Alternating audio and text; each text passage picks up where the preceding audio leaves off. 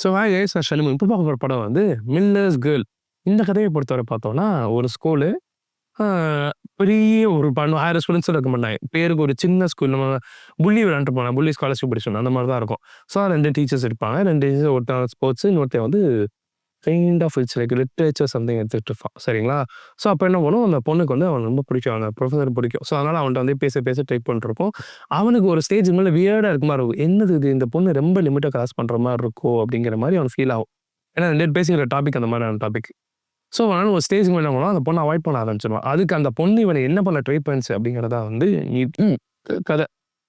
ஒரு ஆத்தரு காதல் ஏற்படுறது சகஜம் அப்படின்னு சொல்லப்போனா, நான் டீச்சரு, நீ எனக்கு ஸ்டூடண்ட் அப்படியே இருந்துக்கன்னு சொல்றதும் 2மே இது இந்த பொண்ணோட ஆசை, அது அவனோடது. இது இன்மெச்சூரிட்டின்னு சொல்லலாம், அது அப்படின்னு சொல்லலாம்.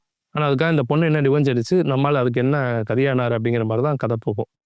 ஸோ நல்லா தான் இருக்கும். ஒரு பார்க்குற மாரி இருக்கும் படம். ஸோ சரி மிஸ் பண்ணாம பாருங்க. Millers girl. ஸோ இதே மாரி நல்ல வீடியோன்னு பார்க்குற வரைக்கும் டாடா பாய்.